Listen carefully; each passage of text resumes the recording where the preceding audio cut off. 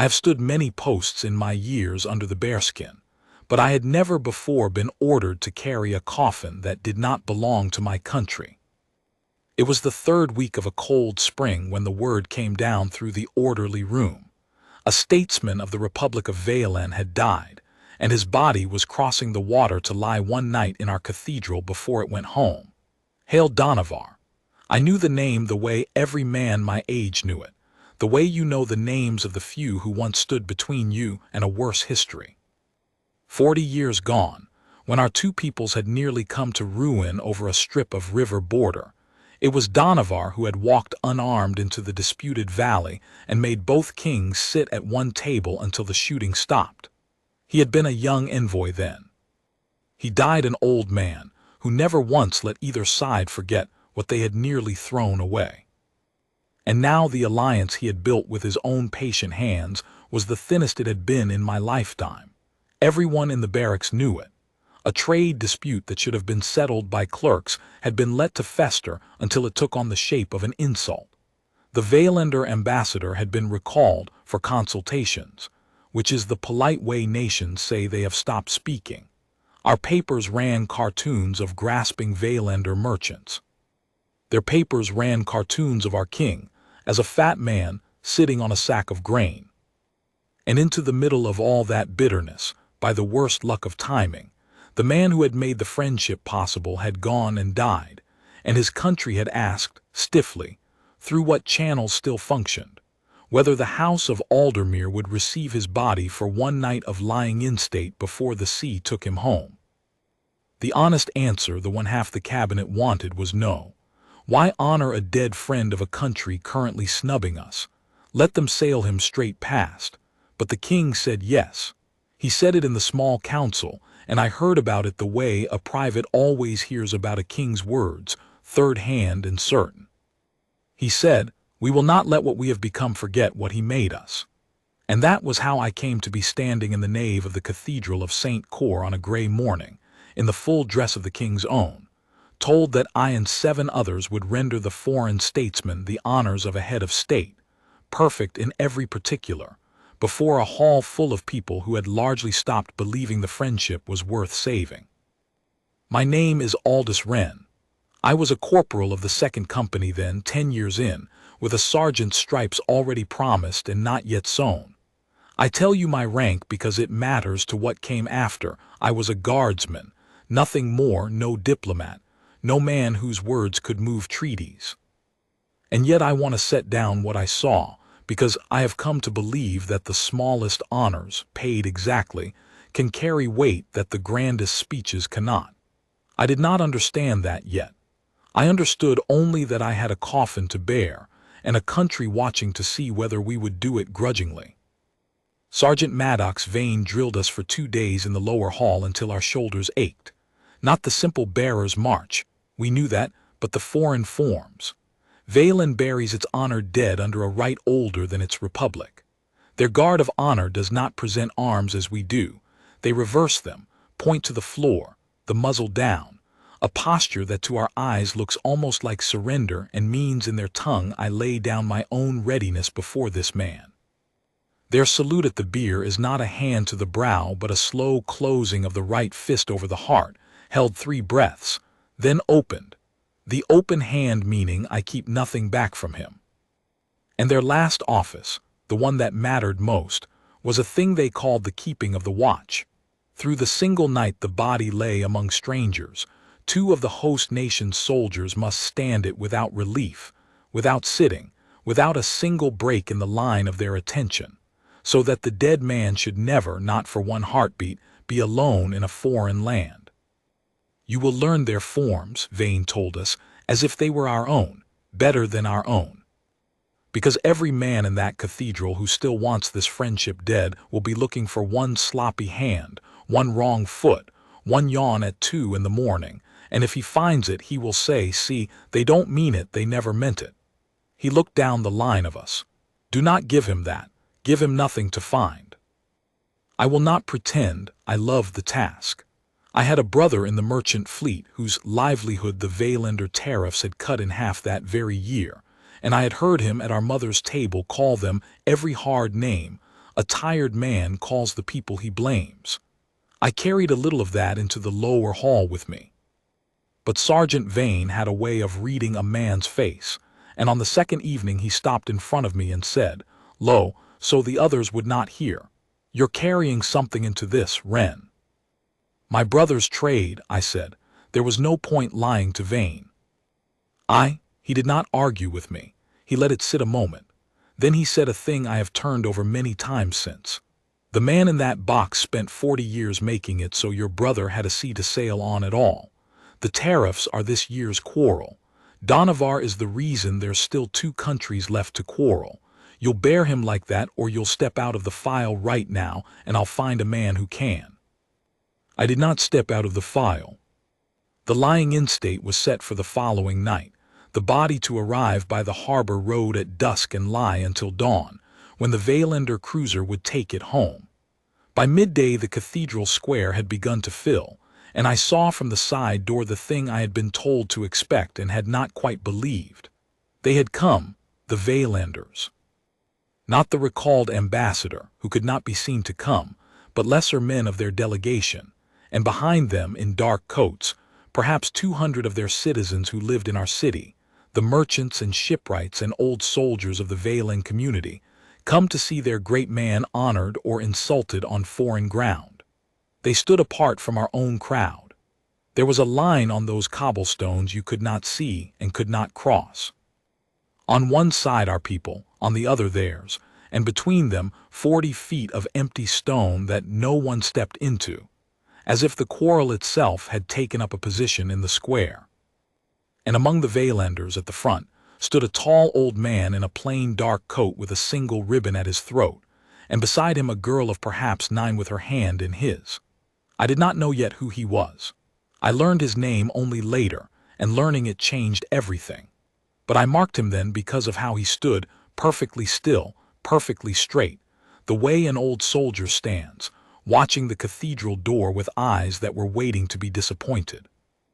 I went back inside to dress. The bearskin felt heavier that evening than it ever had. Behind my still face, I will tell you exactly what I was thinking. That 200 grieving strangers and 1 watching old man were about to decide, on the evidence of 8 pairs of hands, whether our countries were still friends, and that we had better not drop him. The harbor road climbs to the cathedral square between 2 rows of old plane trees, and by the time the procession turned onto it, the light had gone violet, and the gas lamps had not yet been lit. So the coffin came up out of the dark on the shoulders of its own Vaelander escort like something the sea had given back. We met them at the foot of the steps. That was the first office and the most delicate, the handover, where their soldiers gave their dead man into the hands of ours, and the whole watching square would see whether we took him gently or as a burden. I was at the right front. The Vaelander corporal who passed me his end of the beer was a man of about my own age, and his eyes were red, and his hands would not let go at once. I understood. You do not hand your great man to strangers easily, especially strangers your country has been calling thieves in the papers. I took the weight slow. I did not pull. I let him feel that the weight was held before I let him feel that it had passed, and when his fingers finally came away I gave him the smallest nod, not a greeting, nothing the protocol allowed, just a thing one bearer gives another. You can let go, I have him. His jaw worked once. He stepped back and reversed his rifle to the floor in their fashion, muzzle down, and we began to climb. 81 steps. I had counted them in the daylight. We took them at the slow march, the half pace that makes 100 yards into a journey, and the only sound in all that square was the boots of 8 men coming down together on the stone and the small protest of the leather under the weight. 40 feet of empty cobble on either side of us, our people on the one hand and the Vaelanders on the other, and between them only us and the man we carried, climbing into the light of the door. We brought him through the great west door and down the long nave to the catafalque that had been raised before the altar, a low draped platform with a rail around it, and at its head and foot the tall unlit candle stands waiting. We set him down. I have set down many coffins. There is a way to do it that is a placing and a way to do it that is a putting down, and the difference is a half-second of held breath at the end, the bearers refusing to let the box meet the platform until the very last, so that it comes to rest as softly as a man laid in his own bed. We placed him. When the weight left my shoulder, I felt it go all the way down my spine, and I locked my knees and did not let it show. Then came the part Sergeant Vane had drilled into us until we hated it. We stepped back from the bier, the 8 of us, 4 to a side, and we performed the Vailender honor, not our present arms but their reverse. The long rifle turned and brought down until the muzzle rested an inch above the marble, and the whole weight of it hung from our 2 hands, a posture that burns the forearms within a minute and must be held without a tremor for considerably longer than a minute. And over the rail, in the front pew that had been left for them, the Vailender delegation watched a foreign guard lay down its own readiness before their dead man in their own ancient form, done correctly. And I will never forget it, I heard one of them make a small broken sound, the sound a man makes when he is braced for an insult and been handed a kindness instead. The candles were lit. The dean of the cathedral spoke the few words that protocol allowed, in our tongue and then haltingly in theirs, for he had learned the Vailender phrases for that night, and that too I saw the delegation mark. And then the hall was opened and the people came. They came for hours.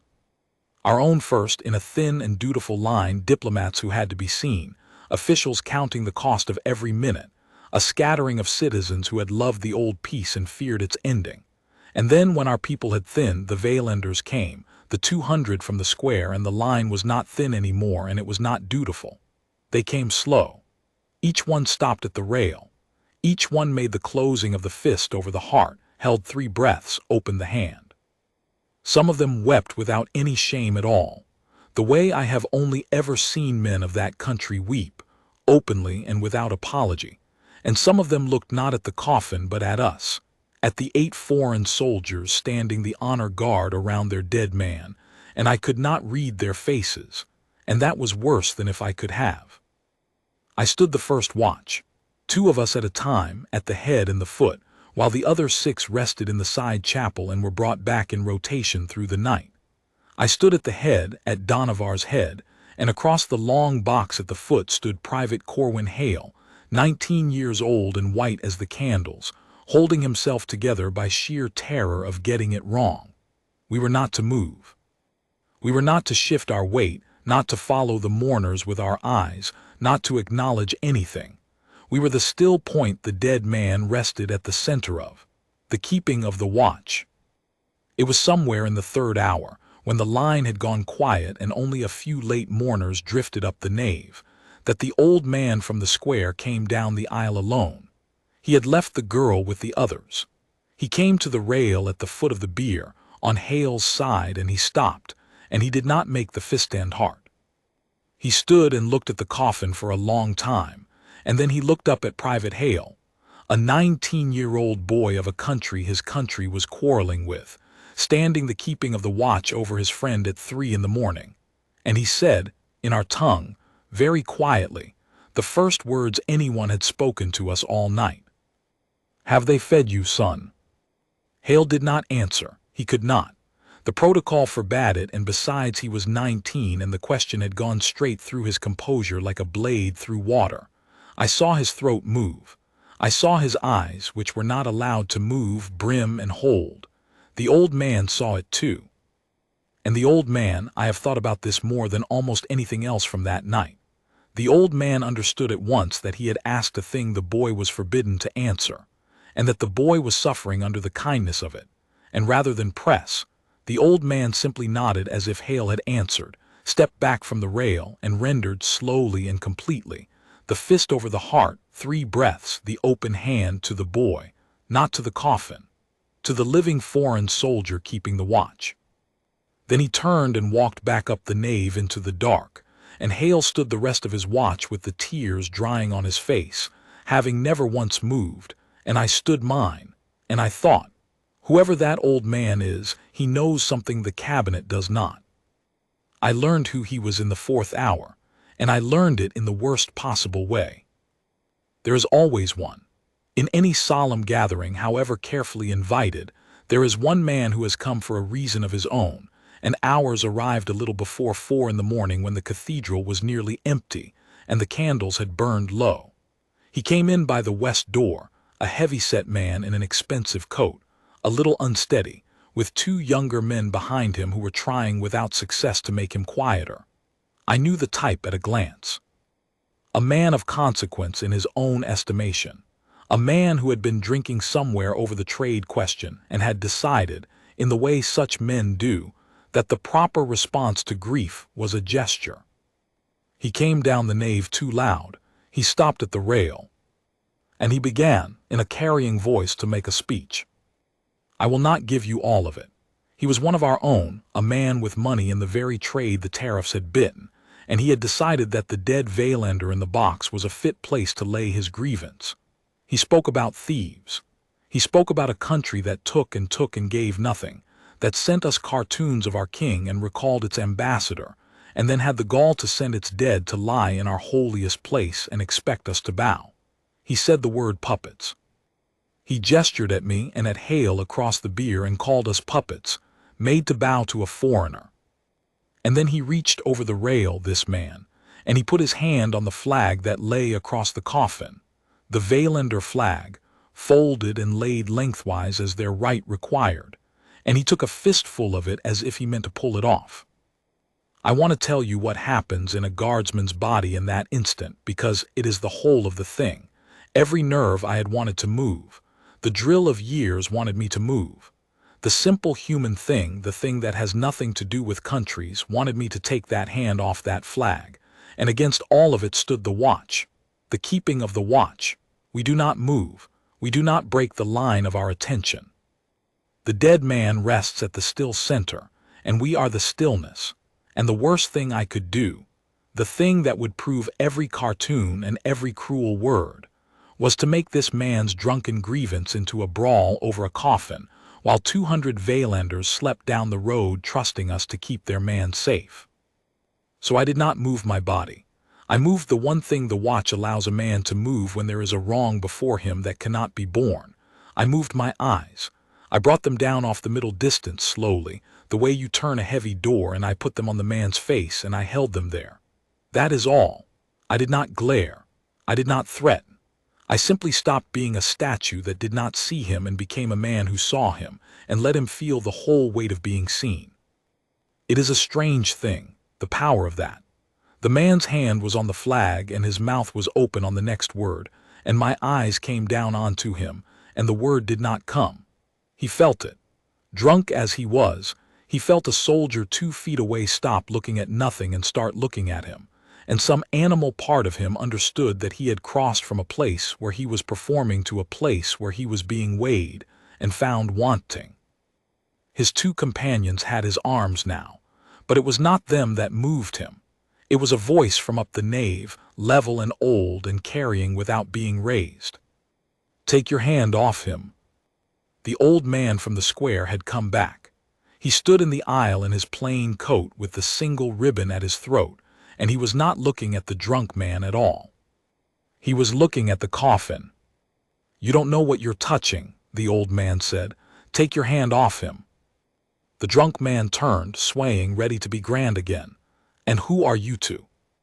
My name is Tomas Ardel, the old man said. I was the captain of his guard for 31 years. I carried him out of the river valley on my back in the bad winter when the talks broke down and a sniper found him, and I stood at his door every night for 3 decades so that men like you could sleep through the peace he made and wake up rich enough to be rude at his funeral. He said it without heat. That was the terrible part. He said it the way a man reads a ledger. Take your hand off my captain, or I will move it for you, and I am old enough now that I no longer much care what it costs me. The drunk man's hand came off the flag. It is one thing to be stopped by a soldier under orders not to move.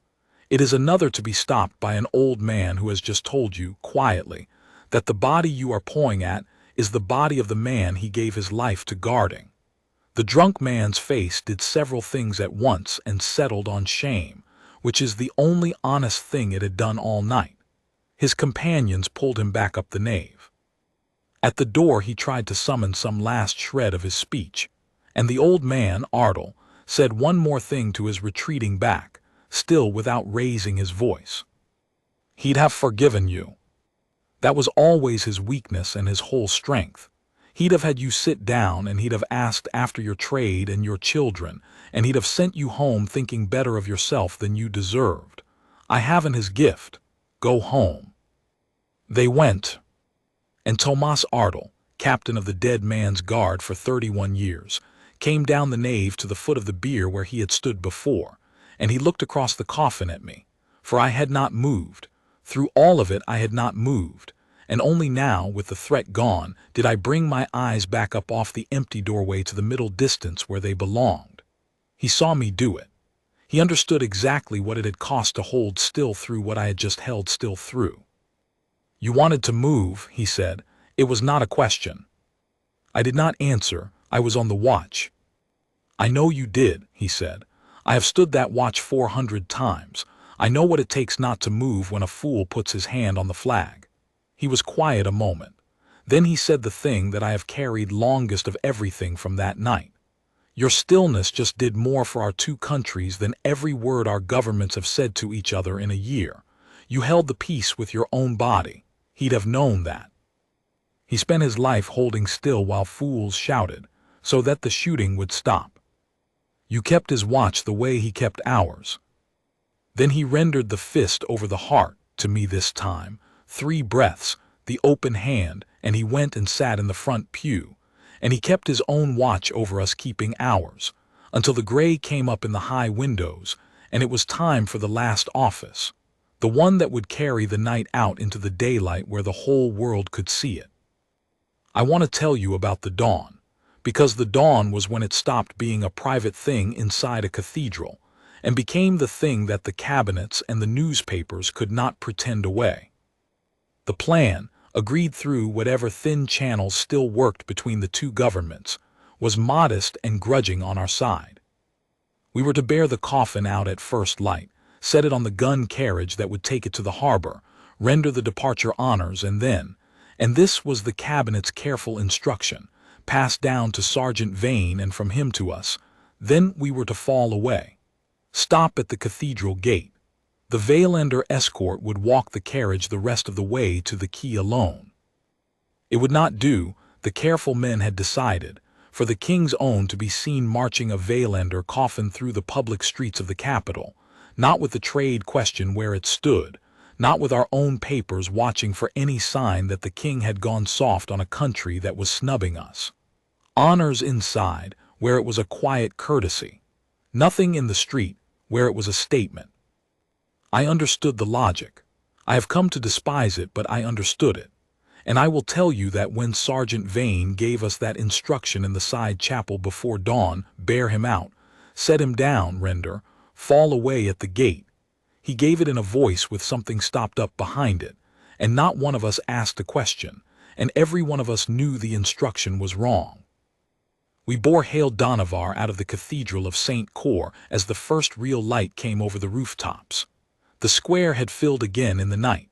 The Vaelanders were all there, the 200 and more now, and our own people too, more of them than the evening before, drawn by some word that had gone around the city in the dark hours about what had happened inside.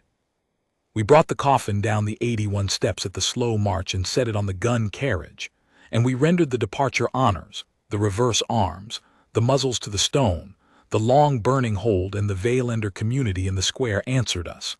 200 fists closing over 200 hearts, 3 breaths, 200 hands opening at once in the cold morning, and the sound of it, the soft collective sound of all those coats moving, is a thing I can still hear. And then we were to fall away at the gate. The gun carriage began to roll. The Vaelander escort fell in around it. And we, the 8 of us, the king's own, were to peel off at the iron gate of the cathedral close and let them take their man to the sea alone, because 2 careful governments had decided that a coffin in a public street was a sentence neither of them was ready to say out loud. Sergeant Maddox Vane was the man who decided otherwise, and he decided it in the space of about 4 seconds, and he never afterward claimed it as courage, only as the plain reading of his orders. Because here is the thing about the cabinet's instruction. It had been written for a procession with our own people lining a hostile street, our papers watching, the thing a provocation. But that was not the street that morning. Word of the night had run ahead of us, and the harbor road down to the quay was lined 3 and 4 deep on both sides. Veilanders and our own people mixed together now. The line on the cobbles gone clean as if it had never been. Men of both countries standing shoulder to shoulder in the cold to watch the old peacemaker carried down to the water. There was no provocation to avoid. There was only the question of whether we would walk it with them or stop at a gate. We reached the gate. The order to halt and fall away was Vane's to give. He did not give it. He gave instead, in the low voice that does not carry past the file, a single word, march. And the 8 of us went through the gate at the slow march and stayed with the carriage, 4 to a side, and we walked Hail Donavar down the harbor road to the sea, the king's own escorting a foreign statesman through the public streets of the capital, which was the precise thing the careful men had forbidden. I did not know, marching, whether I would be a sergeant by week's end or a private. I marched anyway. We all did. And the road. I have tried many times to describe the road, and I always fall short. The people on both sides, the 2 countries' people standing together, the old Veilander shipwrights coming to attention as the carriage passed. Our own dockworkers, men who had cursed the tariffs at their suppers, taking off their caps.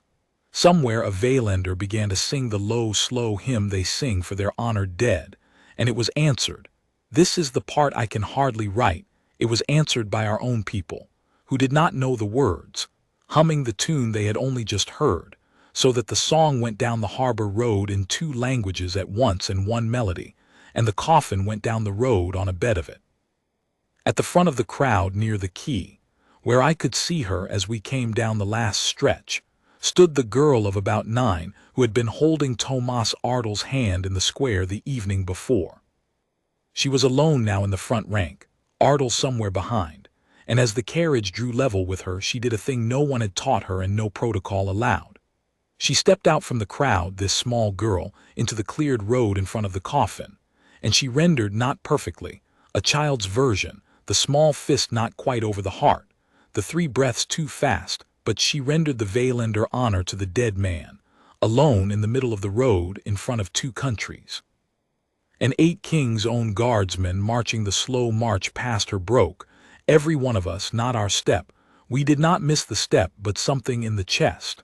I felt it go.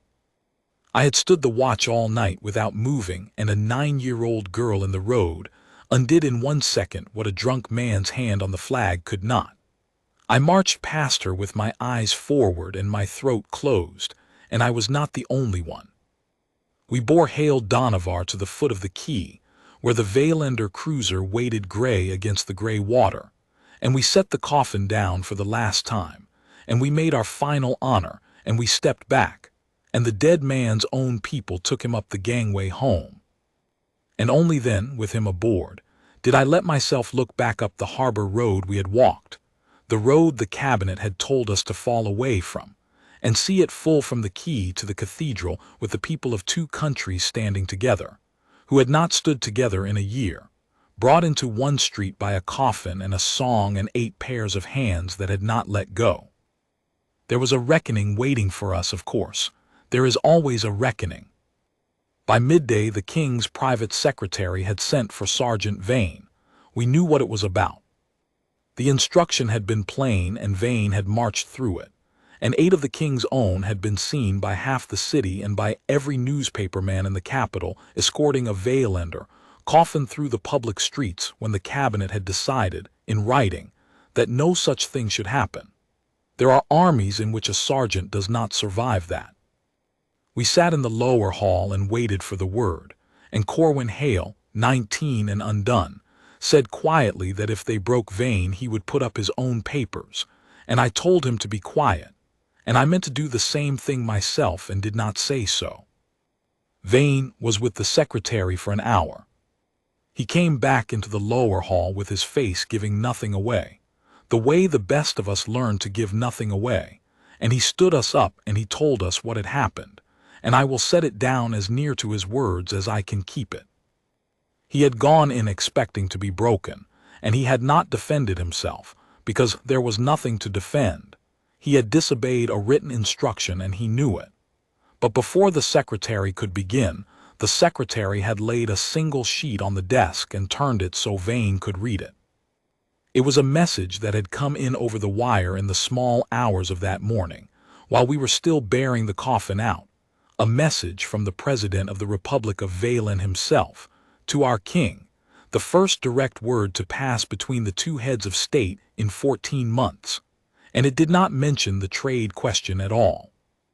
It mentioned a cathedral, and a guard of honor that had learned the old Valander rites and rendered them flawlessly through a long night, and an old captain's report wired home of a king's own guardsman who had held perfectly still, while a drunk man laid hands on the flag, rather than let the dead man's watch be broken by a brawl, and 8 foreign soldiers who had walked the coffin down to the sea when they need not have.